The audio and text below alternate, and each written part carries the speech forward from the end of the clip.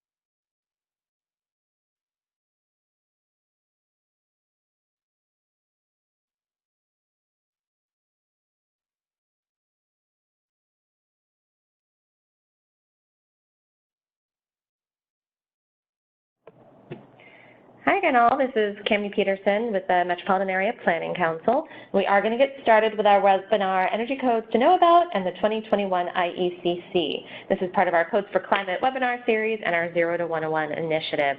So thank you all so much for joining us here today. We wanted to get started pretty promptly because we have a lot of information to get through, some really fantastic presenters to include on this webinar. And I know everyone's really busy, so don't want to keep people past our hour mark. So we'll give you a little of information about this initiative and who we are at MAPC, and then jump right into our presenters, Bill Fay from the Energy Efficient Codes Coalition and Lauren Urbanek from NRDC. And actually that will be switched, so Lauren will go first and then Bill. But first, just a little background. I mentioned that I am Cami Peterson here at MAPC. I'm the Director of Clean Energy here. MAPC works with 101 cities and towns. We're a public regional planning agency that serves these 101 cities and towns toward our mission of smart growth, sustainability, and regional coordination. We apply to that our strategic initiative lenses of equity and climate change. And as you can see here, our 101 cities and towns, so only 1,440 square miles, represents about half the state's population, about 2/3 of the state's jobs. So a dense, diverse, and impactful area. In our Clean Energy Department, we work on multiple programs, plans, and policies with our 101 cities and towns, as well as across the Commonwealth and sometimes beyond. We try to do that work collectively as often as we can, bringing together knowledge sharing, economies of scale, bundling practices and services, and being able to help with the administrative burdens that many of our municipalities don't have the time, the capacity, or the expertise necessarily to take on. We also work one-on-one with our cities and towns to do a lot of net zero planning, climate energy planning, and baselining and strategizing, and try to tap them into as much of the programming going on throughout the state as possible through our technical assistance, our guidance, and education. Today, like I mentioned, we're going to talk about some code proposals to watch. It's one of the big kind of sneak previews of this webinar. And again, we'll hear first from Lauren Urbanek at NRDC and then from Bill Fay with EECC. Then turn it over to our own Nicole Sanchez to talk a little bit about the code cycle and where we are in the timeline. I know a lot of you have been here with us throughout this process, and we really appreciate it. It's been gaining momentum as we get closer now to November and the time to vote. And so we'll orient to everyone where we are, let them know about the next things coming up, what they can expect, and how you can get everything ready. We'll also talk a little bit about local code efforts here in Massachusetts and end with some time for Q&A. And again, this really fits into a multi-year process here at MAPC to bring net zero to our cities and towns. We see net zero as a framework for holistic climate planning. It's not just about reducing your energy use to zero in terms of fossil fuel energy use. It's really about being able to take advantage and optimize multi-benefit outcomes, really finding the way to have renewable energy and great energy efficiency, to have economic development, workforce development, and cost savings and better economic outcomes that are better for everybody, so really looking for equitable outcomes and really improving equity throughout our region, looking for environmental benefits beyond just climate change, also looking at ecological health and the resiliency of our structures and our communities. There's a lot of public health outcomes that come with all of this, and that all creates greater livability. We see, and we've stolen this slide, I think from Bill at EECC earlier on, who stole it from the Midwest Energy Efficient Alliance. But this is one of my favorite infographics, and it really shows how the Energy Code is a life safety code. All the things that the Energy Code does not only creates those multi-benefit outcomes that we just talked about, not only reduces the energy used and paves the way for renewables, but also creates better ventilation, creates more efficient windows and better lighting, makes it a more livable and comfortable structure, healthy structure for everyone who's living in it. And here in Massachusetts, and as throughout much of the country, buildings play a big role in how we attack our greenhouse gas emissions as well. So we're working hard with all of our cities and towns on trying to reach net zero and setting really ambitious climate goals, putting forward the plans and the strategies to reach those goals. Buildings play a big role in that. So as you can see here back in the 2015 update, which is now lags behind by about a year of data that we have, but it's going to be pretty representative. Buildings here took up 31%, but that's exclusive of electricity. And for the US GHG pie chart on the right, you can see there that electricity is 29%, commercial and residential is 11%.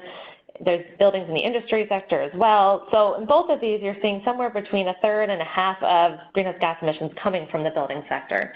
Many of our cities and towns here in the greater Boston region, you're really looking at upwards of 70, maybe even 80% of emissions coming from the building sector. This is stealing from one of our later presenters, again, the EECC. This is a chart that they've shown us many times that we find really impactful and compelling. So you can see that there were some pretty big savings in the IECC in earlier years of this century. So 2006, 2009, 2009, 2012, some pretty big leaps, over 30% savings there. And that's really 2009 is when our stretch code here in Massachusetts came into being.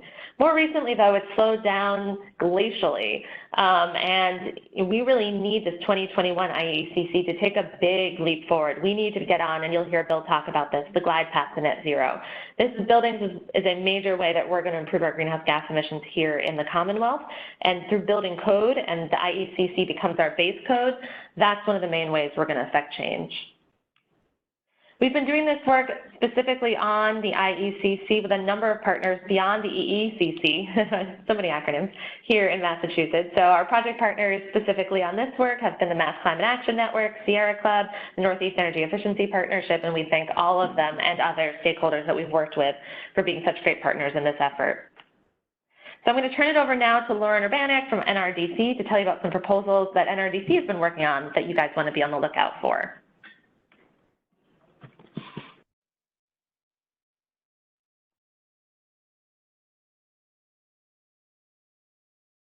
Can you hear me okay? This is Lauren from NRDC. We can, Lauren. Go for it. Okay, good. Sorry about that. I was muted for a second. Next slide, please. So, well, first of all, I am Lauren Urbanek. I'm a policy advocate with NRDC. I'm based in our DC office. I do a lot of work on building energy efficiency, particularly building codes that we're talking about today. I also work on anything related to appliance standards, as well as just energy efficiency and the benefits and communicating that to the general public. So I wanted to talk today about a couple of proposals that we have either put together or are partnering with others on. The first of which is the net zero appendix. And I'm really glad to hear Cami talk about the zero energy efforts underway in Massachusetts, because what this proposal would do is add an optional appendix to the code that would put forward a path to get homes to zero right now if jurisdictions choose to adopt it. And the way that it works is that it builds off of the ERI pathway and gets homes to an aggressive but really still achievable level of energy efficiency, and then would then require renewable energy to get to an ERI score of 0. And this supports a lot of the jurisdictional action that we've seen on climate policies. Almost 300 cities and towns have signed on to the We Are Still In climate pledge.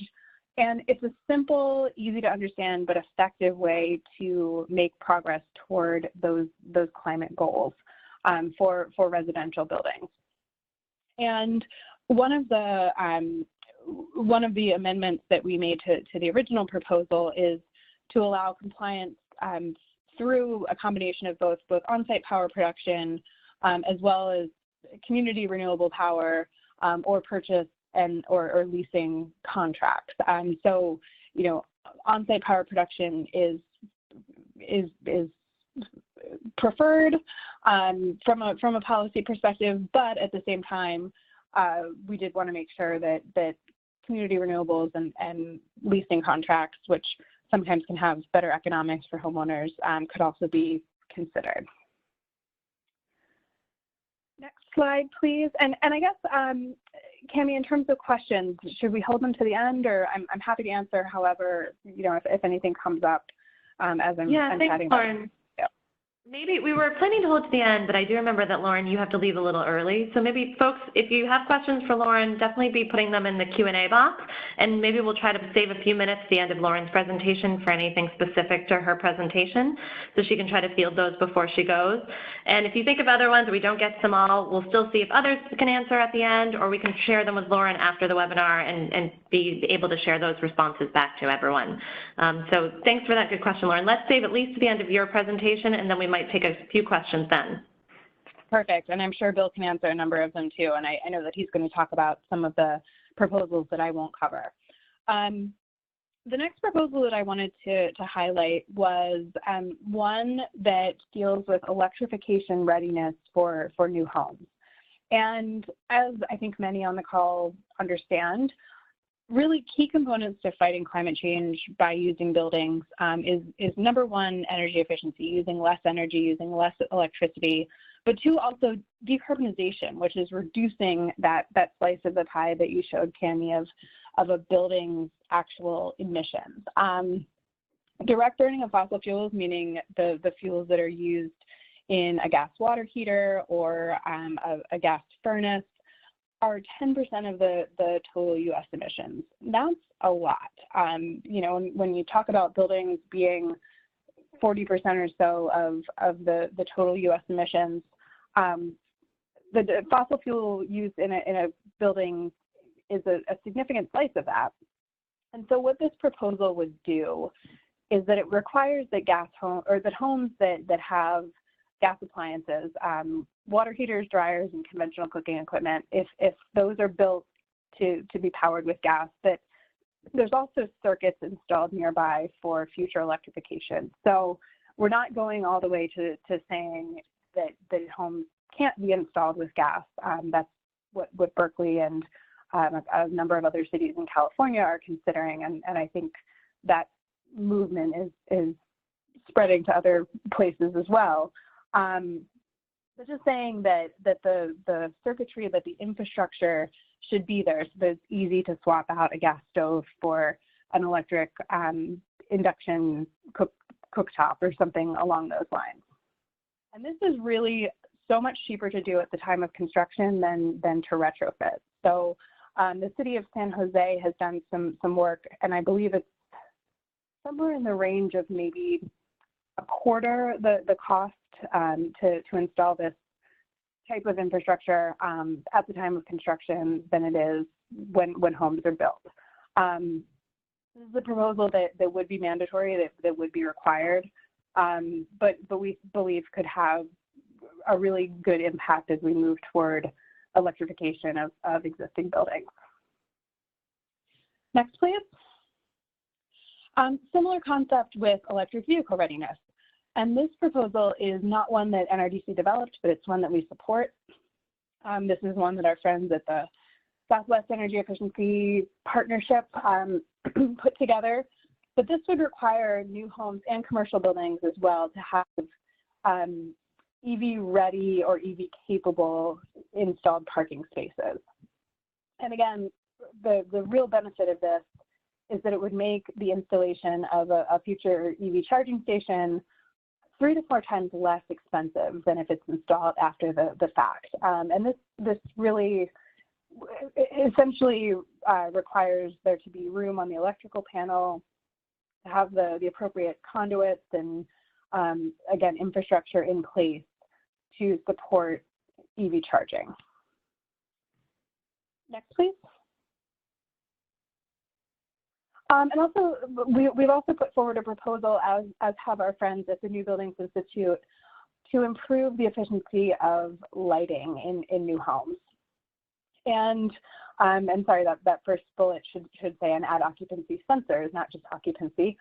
But what this would do, so RE7 is a proposal from the New Buildings Institute that would increase the efficiency required in a new home to 65 lumens per watt, so essentially equivalent to an LED bulb, and that would be required in 90% of sockets.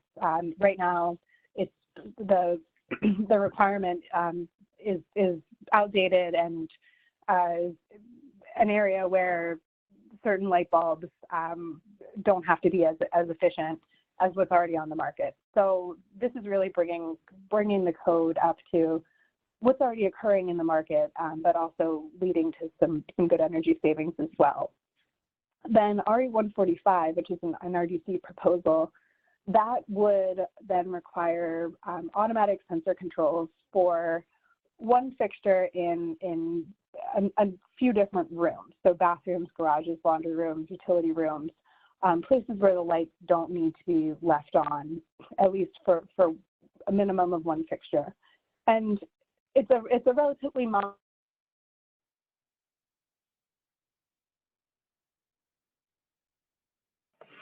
Lauren, we lost you. Are you still there? No. All right. We will see if we can get Lauren back. Everyone, hold with us just for a moment.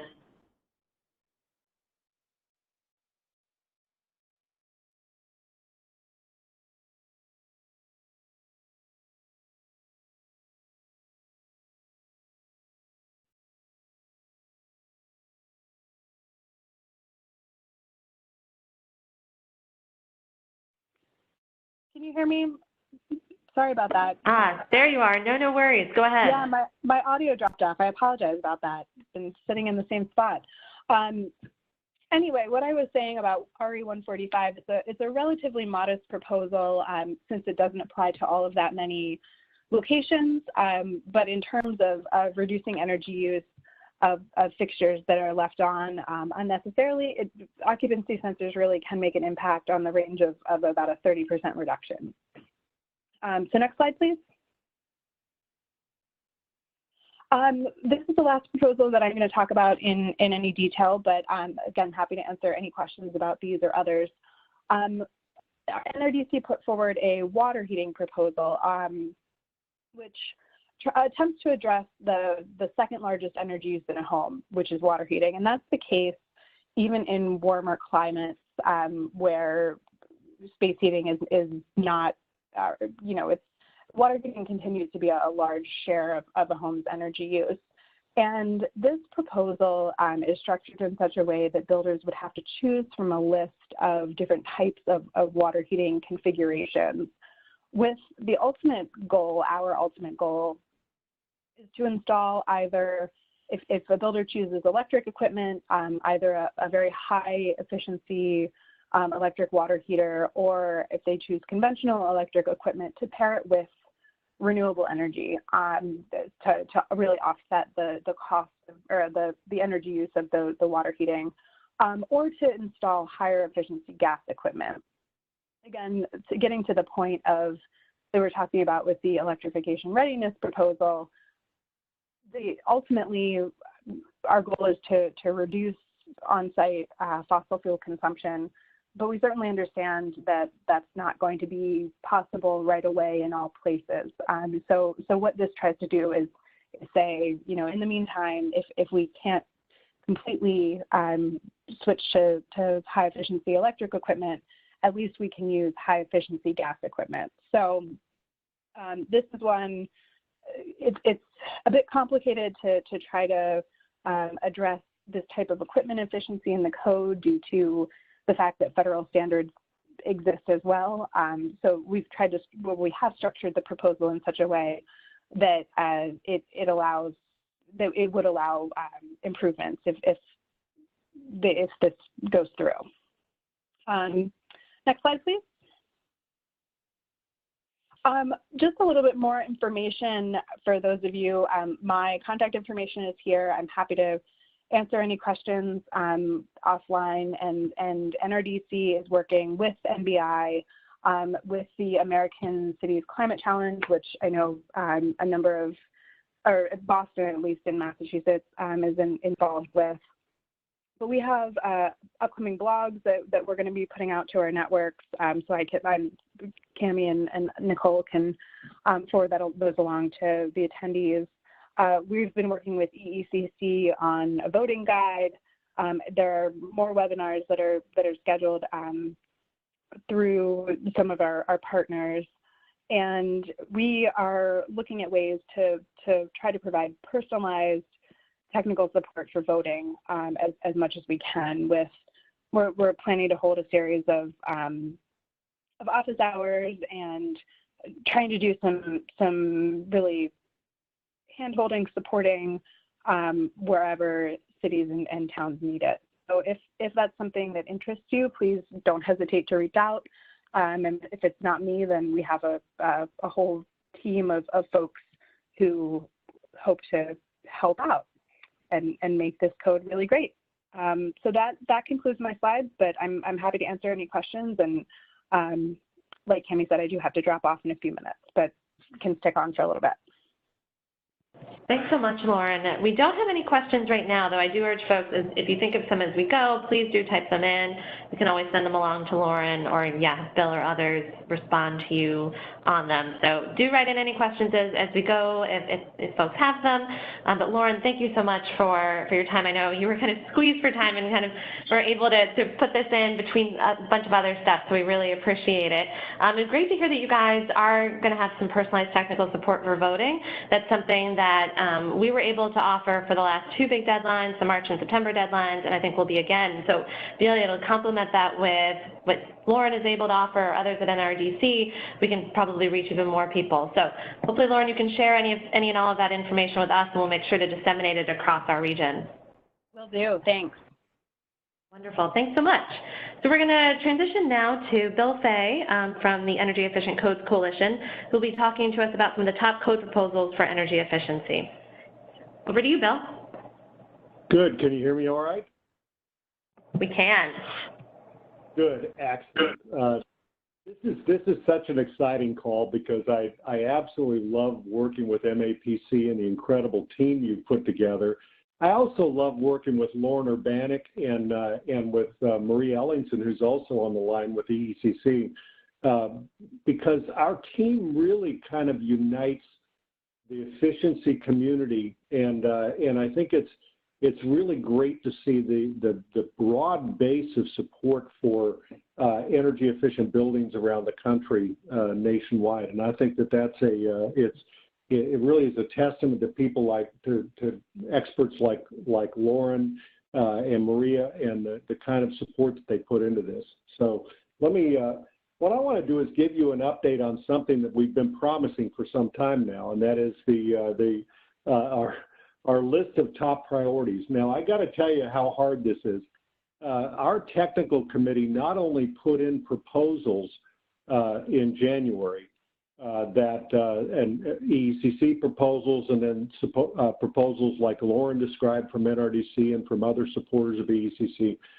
And our goal was this time to make sure that you as voters had a really good slate of proposals that would get us where we need to go, which I kind of think is best summed up by the U.S. Conference of Mayors, which said, number one, we need to have help to do better, and the IECC needs to become more energy efficient.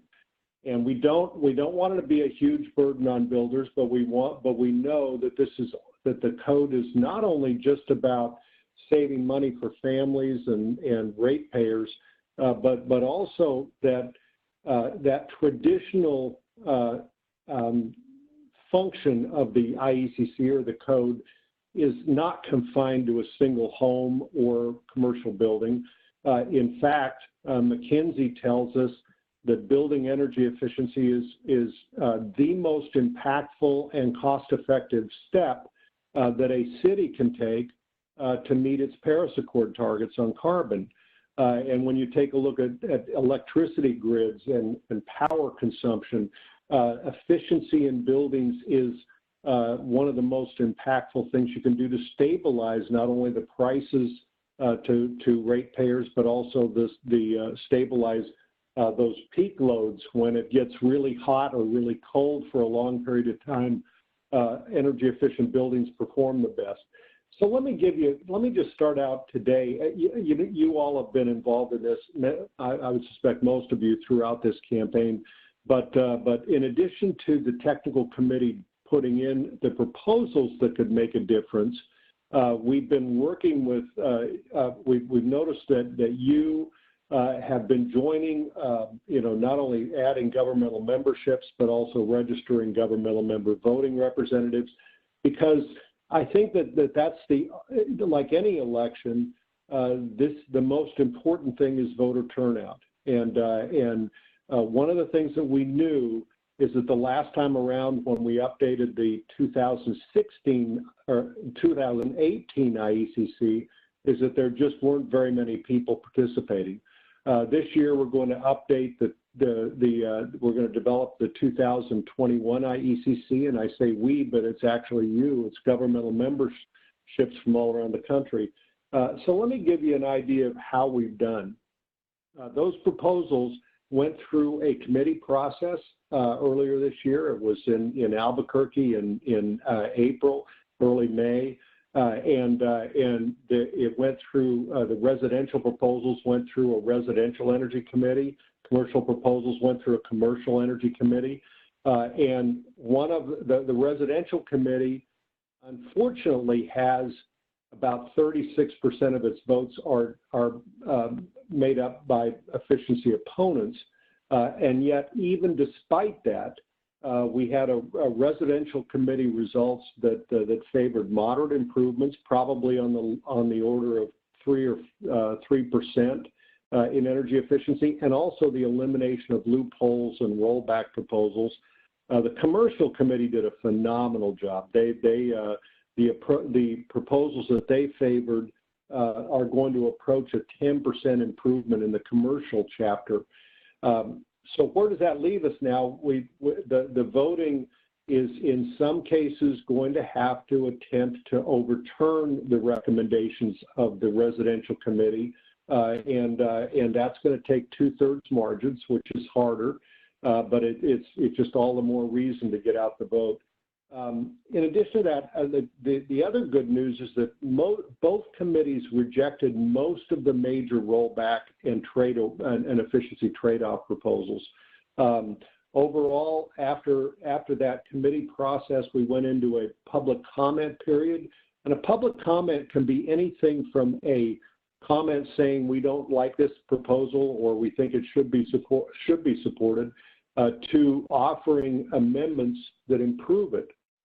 And so public comments have been submitted on nearly on over 120 proposals, and now we're getting ready to go to Las Vegas, and that's going to happen. The IECC, the 2021 IECC, will be heard presumably beginning on the 26th of October and presumably ending on the 30th of October. So it's 5 days of hearings, 26th, 27th, 28th, 29th, and 30th in Las Vegas.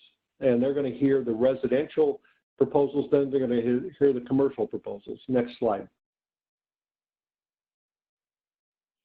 So when you take a look at the high priority proposals, and this is the list that we've just come up with that we're going to walk through with you, and what we found, what we've identified is 11, incidentally, our initial goal was to try to identify 40 proposals, the top 40 proposals.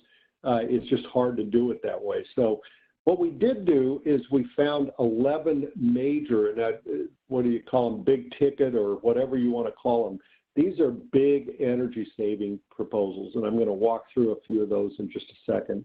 And then we had 19 individual improvements, and then also improvements to the envelope and improvements to the system, and 20 other code improvements. Some of those are and I call them other code improvements because they're improvements that you can't necessarily calculate. Lauren described a number of them. In other words, when you take a look at that net zero proposal, the RE223, I think it is offered by New Buildings Institute.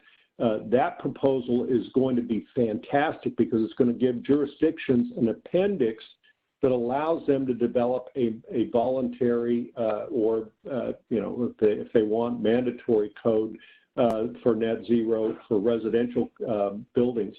But the thing is, we don't know how many jurisdictions will do that since it probably is going to be voluntary. It's going to be an appendix. And so we can't really calculate what the savings are going to be with that, like we can with some of the other proposals. The EV ready proposals and the proposals Lauren talked about with putting outlets for electrification near fossil fuel appliances. Those are things we just don't know how many people will actually take advantage of those once we have those plugs there, and so we can't really estimate what those benefits are. In addition to that, there are a number of benefits in that category of the other code improvements that require independent testing. Now, independent testing does not save energy in and of itself. But what we found is that when a builder knows later on, it's kind of like, okay, will that be on the final exam? The builder in this case knows that they're going to have to they're going to have to meet that independent test. And in order for them to meet that independent test, what we find is that they comply a lot better with the code. And then lastly, we're going to have to defeat 28 rollback and trade-off proposals that are out there. So next slide.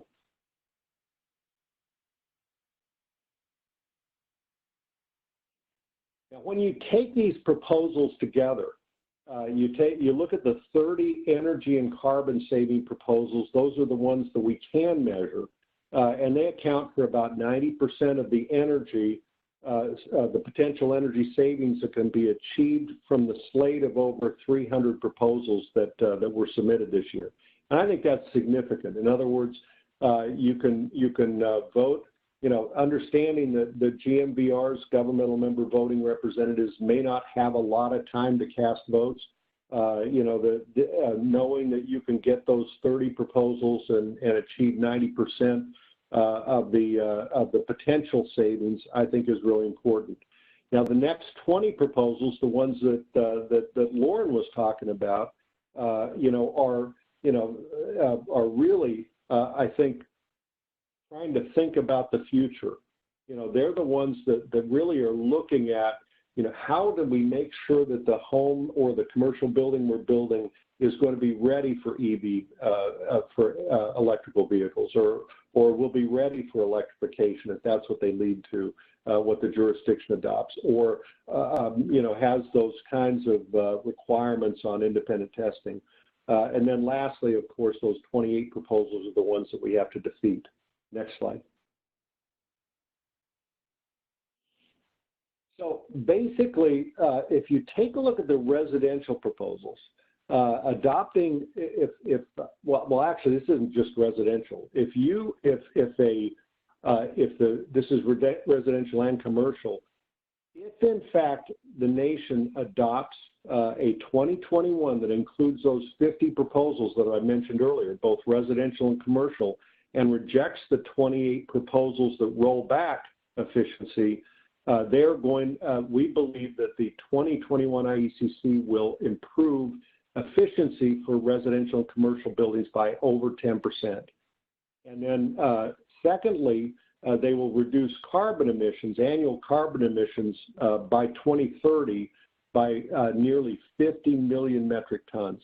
Really sizable improvement. So you can understand why McKinsey said that building energy efficiency is the most impactful and a measure that they can take.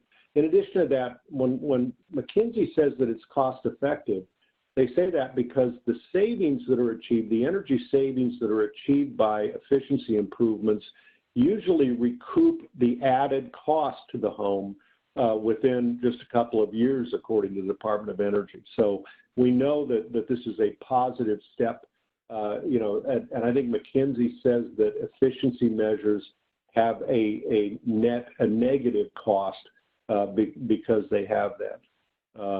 So we really have an opportunity here to adopt a 2021 IECC that is really going to make a difference, and that gets us to the real goal.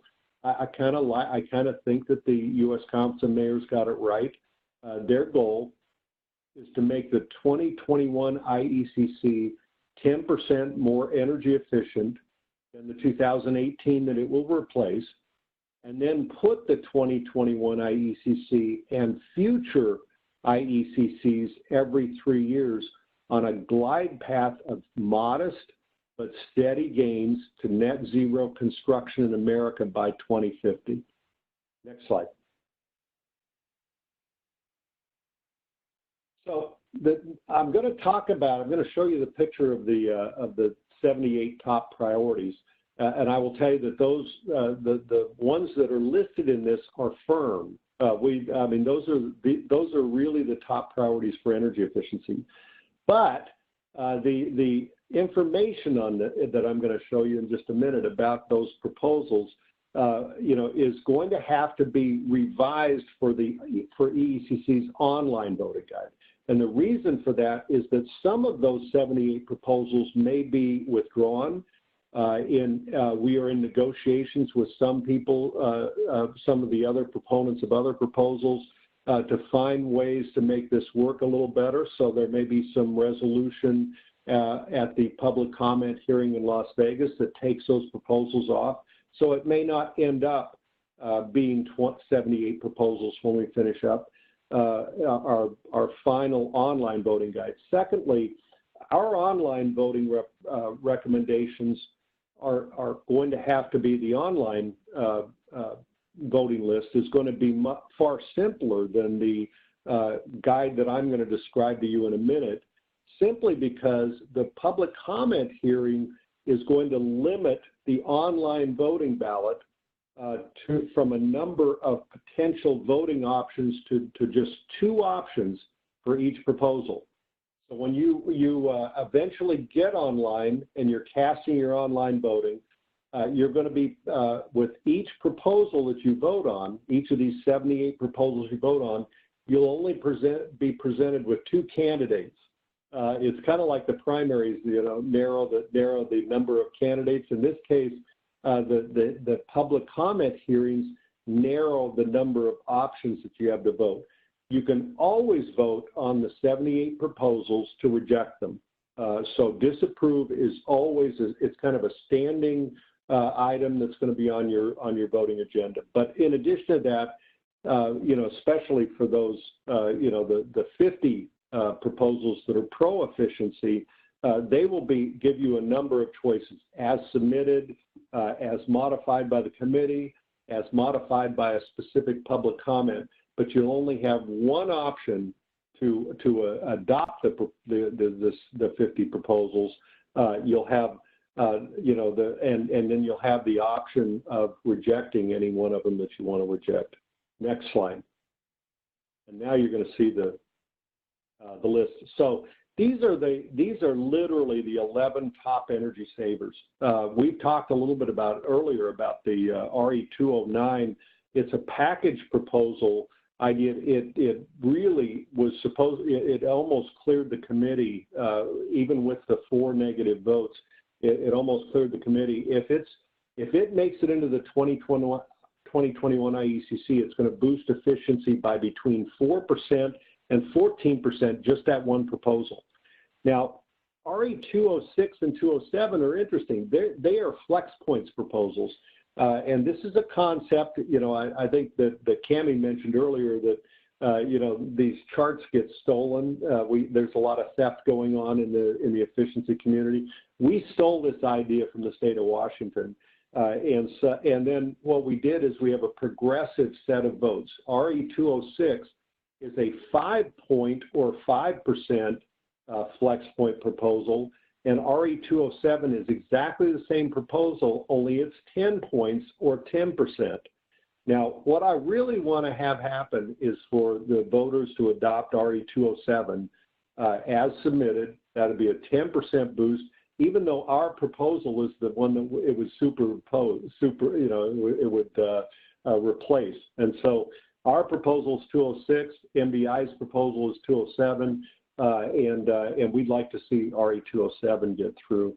In addition to that, we restore some 2015 ERI stringency with RE 192.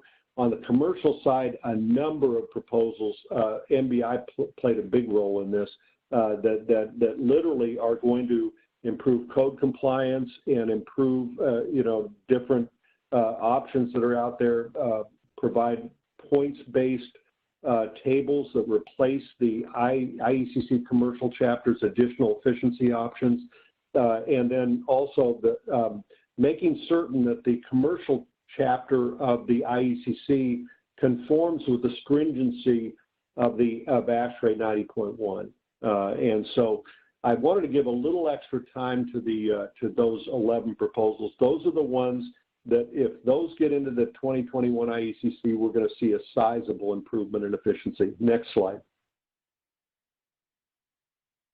Now, the others, the rest of what I'm going to show you, this is the 20 proposals that are smaller efficiency. You'll see RE 29 and then CE on the residential side, CE 63, 64, both deal with wall insulation. They don't achieve a lot of improvement individually, but when they add up, they make a lot of difference. So then you see underneath that slab insulation, ceiling insulation,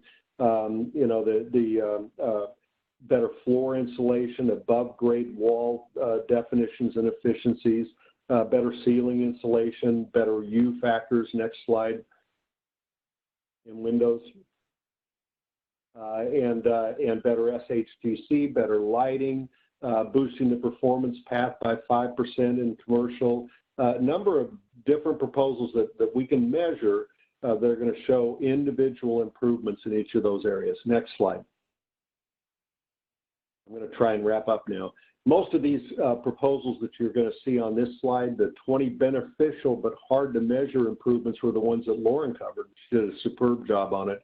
I don't have much to add to it. I think that these are the proposals that I think really lead us to the future, and they provide us they provide jurisdictions with ways to not only do better than the code that we adopt, but also ways to try to prepare for the things that we know are going to have an impact on home efficiency later on. Next slide. And all of these are in red for a reason. These are our bad proposals. I mean, what we have here are rollback proposals. We have proposals that literally provide trade-off loopholes. Builders do tend to put in very efficient equipment, but the equipment trade-off allows them to weaken the envelope. And we defeated that in the 2009 IECC and kept it out of the 2012, kept it out of the 2015, kept it out of the 2018, but it keeps rearing its ugly head. The builders are trying to restore the equipment trade-off that was taken away in 2009. In and of itself, the equipment trade-off elimination in the 2009 IECC improved efficiency in homes by 6 to 9%, and in an individual building by as much as 22%. That's how much of a loophole was closed. And we need to keep those loopholes closed in the future as well. So without going into a lot of detail on the proposals, these are the proposals that really are going to have a negative impact.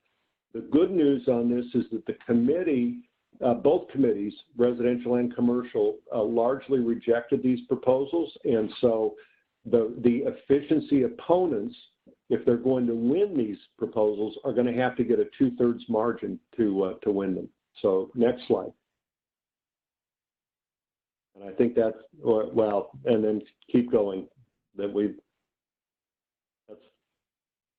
So let us know what we can do to help. Lauren mentioned a number of things that she's going to be doing. There are a number of things we're going to be doing in conjunction with her to try to make certain that we have blogs, we have technical assistance on voting, and I think that Ian Finlayson told us from DOER that his team can cast these, all their votes in about an hour. At DOER, they're professionals at doing this. They are a very important part of why we've seen the improvements in efficiency over the last decade. But even for those of you that have never voted on the IECC before, we think you can handle the 78 votes in a short period of time. We think it's going to may take you a little bit of time to start out. We are suggesting pizza parties with laptops so that you all can, break that learning curve together and then cast the right votes to end up with a very strong 2021 IECC this November in the online voting. Any questions? Thanks, Bill. We're actually going to save questions to the end if we have time, but thank you so much for your presentation. I know a couple of clarifying questions did come in. Don't fret, we will get to those at the end. We just have a few more important slides to get through. So we'll move on right now and do some questions at the end. Thank you so much, Bill. And Maria, who I should have mentioned also is on the line. Yeah, so this is Nicole. So I'm going to just go through a couple next steps and where we are in the code cycle.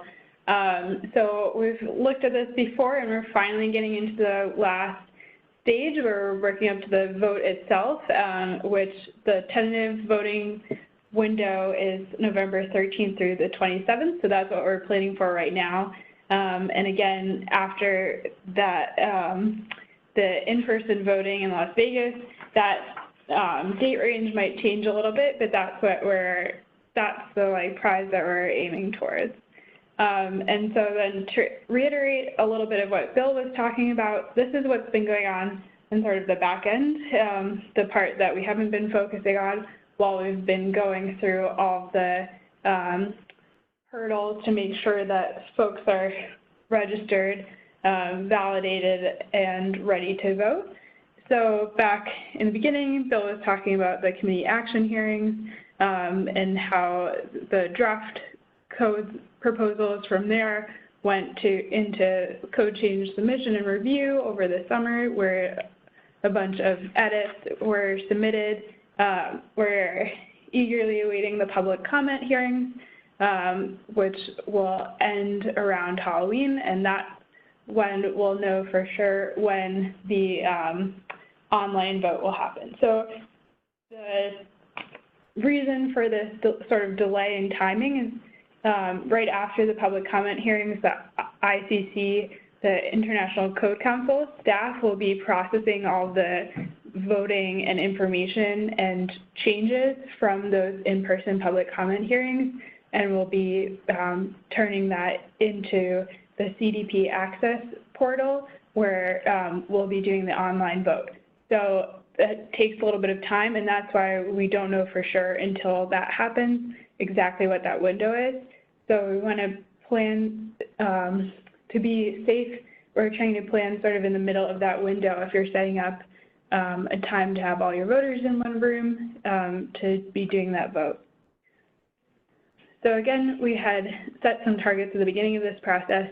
Our target for the whole country was to see if we could get 400 votes for efficiency. Just within Massachusetts, through the registration and our outreach processes, we have the potential for over 420 voters. And that's made up of 82 governmental members. So those are the municipal departments that have registered. And then over the summer and up till the 23rd of September, we were working on voter validation, so getting the primary representatives to go in to the online portal and make sure that all the voters for their departments had been signed up with the IECC. So we're waiting to hear what that final number is for how many voters have been validated through that process. And then our next goal will be making sure that everyone has what they need to actually vote. So here's the basics of what each of your voters within your department needs to sit down and vote. So they'll need a computer with internet connection to access the CDP Access portal, and I'll show you what that looks like. You'll need 40 minutes at minimum, an average of about an hour to sit down and actually do the voting. You'll have the EECC's voter guide, and we'll be sending that around to make sure you have those top energy proposals and a little bit more detail about each one of those and some guidance for how to vote on that to maximize efficiency. And then you'll need, each of your voters needs their username, a password, and a PIN to CDP Access. And I'm about to tell you a little bit more about how to get that if you haven't received an email directly from IECC already. And then at the bottom of this slide, for when I send it around later, there is like a more in-depth and very long voting tutorial that IECC put together. We're planning to give you some more resources summarizing things like that, but if you're really interested in how the voting process works, that's a good resource to look through to see in a really detailed way how that CDP Access portal is set up. So if you're a primary representative, then this is very similar to the process we went through to make sure that you were able to sign in and go and do your voter validation. So each of the voters within your department can go to the IECCsafe.org and set up their email and password login there.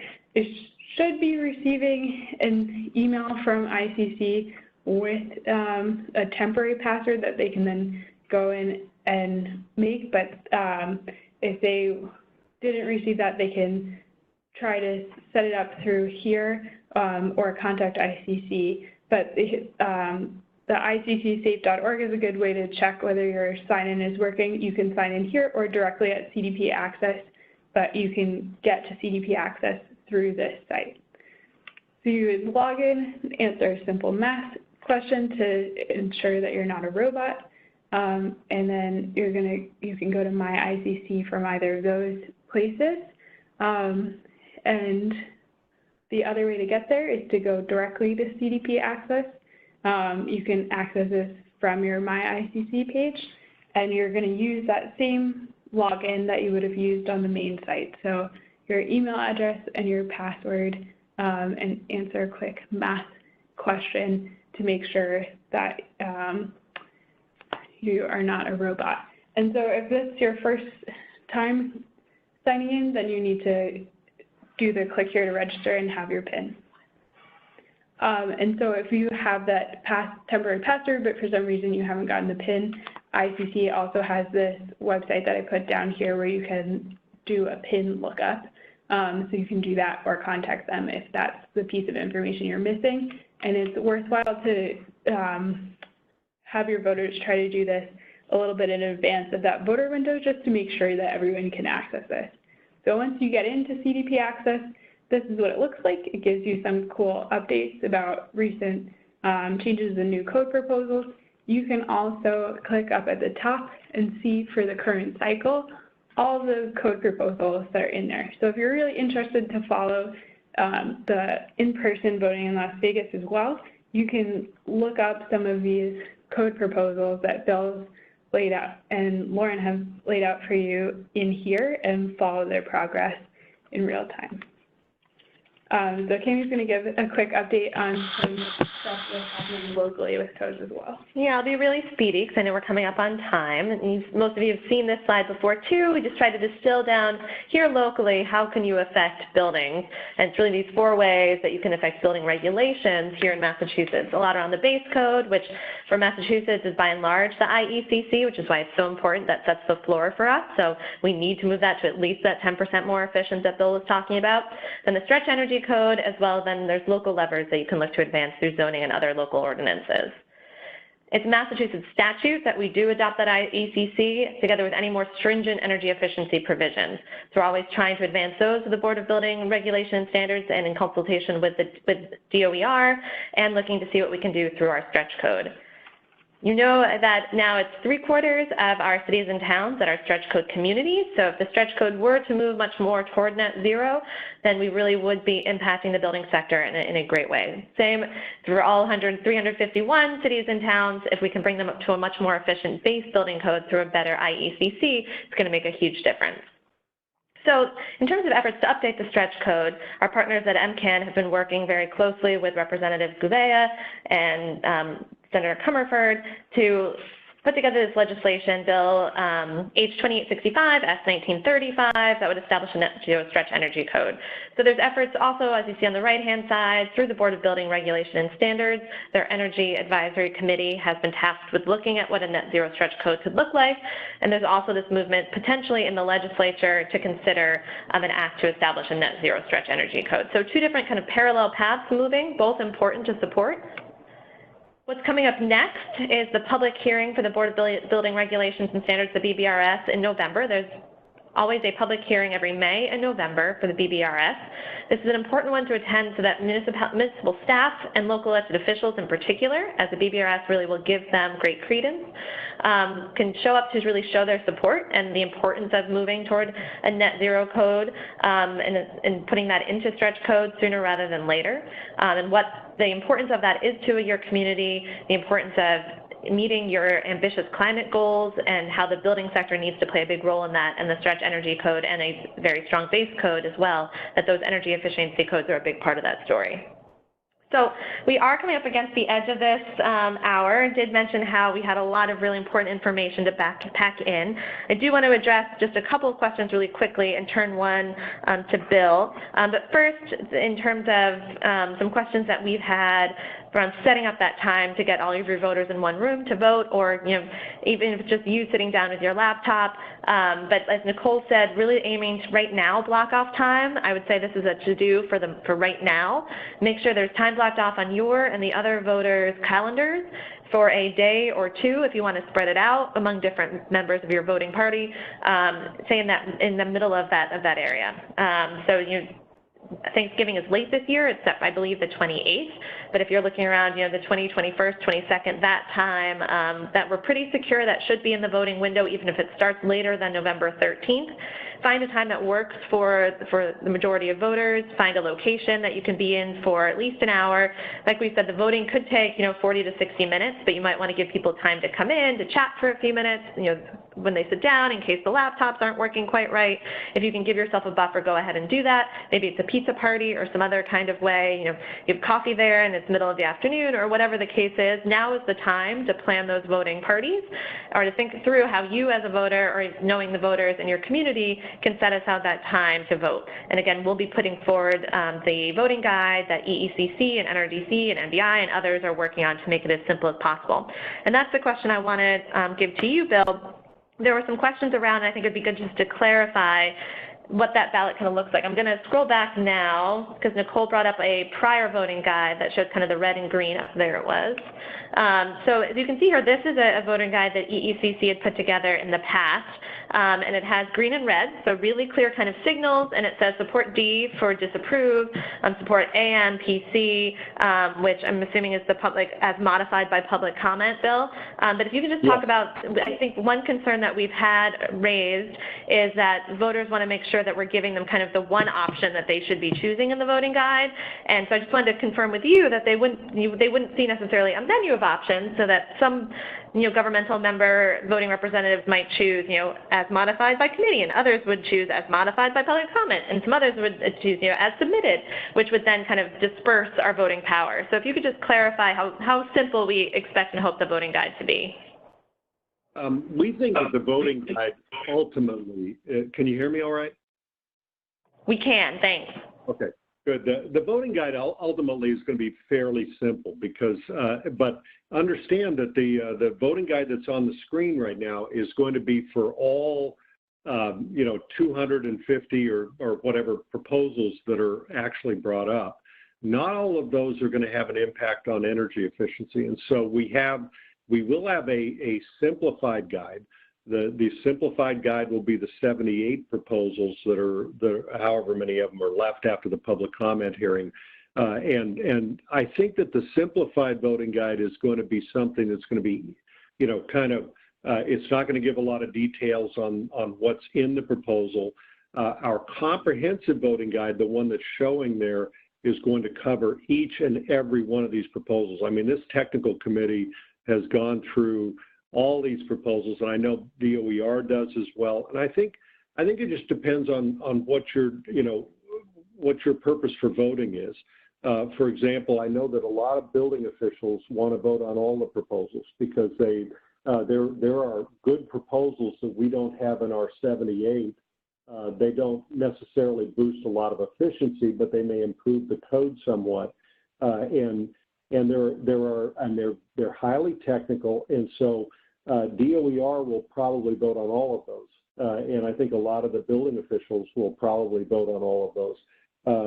What's happened though with the addition of policy people that are now involved in the code, and they're linking building policy with climate policy and energy policy and energy policy. Is that we'll have some people that are not going to have enough time to cast votes on all 300 or 400 proposals. And in this case, we're going to have the abbreviated guide that just shows in order. Now, keep in mind, the way we're doing that the top priority guide of 78 is we start out with the 11 biggest ones, and then we move on to the individual proposals, and then we move on to the proposals Lauren described that really kind of are going to lead us to the future, and you can kind of decide where you're going to vote and how you're going to vote, and whether you have the time to vote on all 78. Obviously, we'd love to have you vote on all 300, and we'll have recommendations on most of those. So that's the answer to that question. There will really be two guides. They're going to have the same recommendation in both instances. It's just the extent to which they cover each proposal and explain each proposal, and also the impact of that proposal. Thanks, Bill, and I think that was a really good point. There's going to be different kind of levels of guides for different levels of interest and time and expertise. I know there's some among you that are going to want, forget that hour. Like I'll spend 3 hours and really want to dig in because that's really what I enjoy, or that's part of my work as a building commissioner or whatnot. So we'll definitely have that for those who want to vote on the 300 plus proposals, on the 78 proposals, and we'll have an even more streamlined guide for those who really do have just that 45 or so minutes. So stay tuned for all of that, much more to come. Here's our website that really focuses on our building codes for climate work. And as always, the ways to reach Nicole and me are listed here. Feel free to send us any other questions, and if there are ones for our speakers that we didn't get to, we'll pass those along to them and then try to share those responses. We'll also be sharing the slides and the recording all very soon. So thank you again to Bill, Maria, to Lauren, to Nicole here on my staff for setting everything up and putting all this together, and for all of you for attending today. And we look forward to walking through the next steps very shortly on how we go to get a more efficient code that can really impact our climate landscape for the better. Thank you all, and have a great day.